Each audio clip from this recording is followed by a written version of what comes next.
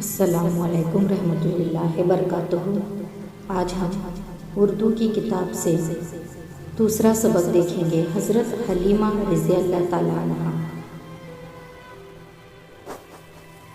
अरब के लोग अपने छोटे बच्चों की परवरिश के लिए देहातों में रहने वाले बद्दुओं के घर भेज दिया करते थे। बद्दू औरतें इन बच्चों को दूध पिलाती और इनकी देखभाल करती थीं। गरीब औरतों के लिए रोज़ी कमाने का एक ज़रिया था। बीबी हलीमा रज़ियल्लाहु ताला अन्हा भी बच्चों को दूध पिलाने का काम करती थी। वह हमारे प्यारे रसूल हज़रत मोहम्मद सल्लल्लाहु अलैहि वसल्लम की दाया थी। उन्होंने आप सल्लल्लाहु अलैहि वसल्लम को दूध पिलाया था, इसलिए इन्हें दाई हलीमा रज़ियल्लाहु ताला अन्हा भी कहते हैं। बीबी हलीमा रज़ियल्लाहु ताला अन्हा के शोहर का नाम हारिस था। वो एक गरीब आदमी थे, इसलिए बीबी हलीमा रज़ियल्लाहु ताला अन्हा मेहनत मजदूरी में अपने शोहर का हाथ बटाती। एक मर्तबा बीबी हलीमा रज़ियल्लाहु ताला अन्हा के गाँव की चंद औरतें दूध पीने वाले बच्चों की तलाश में मक्का पहुंची। बीबी हलीमा रज़ियल्लाहु ताला भी अपने छोटे बच्चे और शोहर के साथ इस काफिले में शामिल थी। सवारी के लिए इनके पास एक कमज़ोर ऊँटनी थी जो काफिले में सबसे पीछे रह जाती। बड़ी मुश्किल से वो मक्का पहुँचे। हमारे रसूल सल्लल्लाहु अलैहि वसल्लम की वालिदा हज़रत आमीना रज़ियल्लाहु ताला अन्हा हुज़ूर सल्लल्लाहु अलैहि वसल्लम को किसी दाया के सुपुर्द करना चाहती थी, मगर जब पता चलता कि आप सल्लल्लाहु अलैहि वसल्लम यतीम हैं तो औरतें आप सल्लल्लाहु अलैहि वसल्लम को लेने से इनकार कर देती। बीबी हलीमा रज़ियल्लाहु ताला अन्हा कमज़ोर और गरीब थी। इस वजह से मक्के की किसी खातून ने अपने बच्चे को दूध पिलाने के लिए उनके हवाले नहीं किया।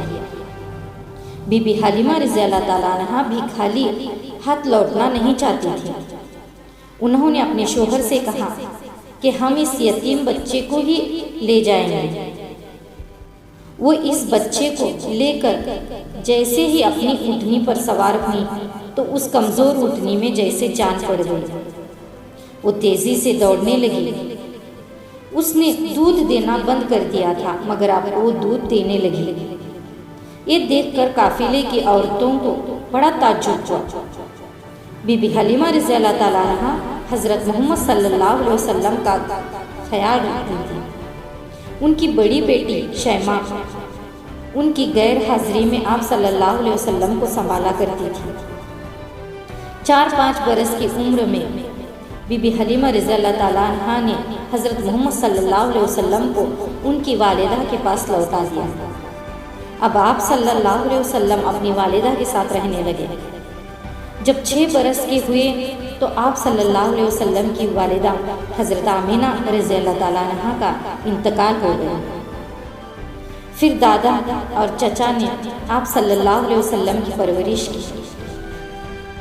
आप सल्लल्लाहु अलैहि वसल्लम के नबी होने के चंद बरसों बाद जब बीबी हलीमा रज़ियल्लाहु ताला अन्हा की एक बहन ने उनके इंतकाल की खबर दी तो आप सल्लल्लाहु अलैहि वसल्लम की आंखों से आंसू निकल पड़े।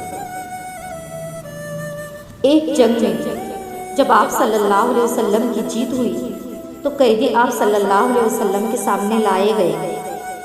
उनमें शैमा भी थी। आप सल्लल्लाहु अलैहि वसल्लम ने इसे पहचान लिया और आज़ाद करके बड़ी इज्जत के साथ इसके खानदान वालों के पास भेज दिया। जब आप सल्लल्लाहु अलैहि वसल्लम को ये बताया गया कि कैदियों में दाई हलीमा रज़ियल्लाहु ताला अन्हा की बहनें भी हैं, तो आप सल्लल्लाहु अलैहि वसल्लम ने अपने हिस्से में आए हुए तमाम लोगों को आज़ाद कर दिया। ये देखकर मदीने के लोगों ने भी अपने कैदियों को छोड़ दिया। इस तरह अल्लाह के रसूल सल्लल्लाहु अलैहि वसल्लम और अपनी बीबी हलीमा रज़ियल्लाहु ताला के ताल्लुक़ की वजह से 6000 कैदी आज़ाद कर दिए गए। तो बच्चों, इस सबक को आपको दोबारा से पढ़ना है और दोहराना है। इसके बाद हम अल्फाज मानी देखेंगे। परवरिश करना, पालना पोसना। दाया, बच्चों को खिलाने पिलाने संभालने वाला। बद्दू, देहात में रहने वाले अरब। काफिला, एक साथ सफ़र करने वाले बहुत से लोग। सुपुर्द करना, हवाले करना। यतीम, जिसके बाप का इंतकाल हो गया।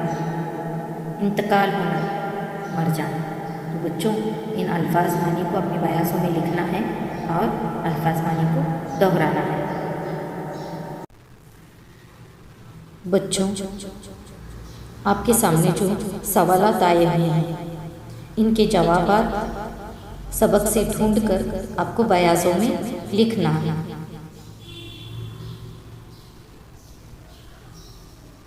इसलिए आपको ये सबक पूरा पढ़ना होगा।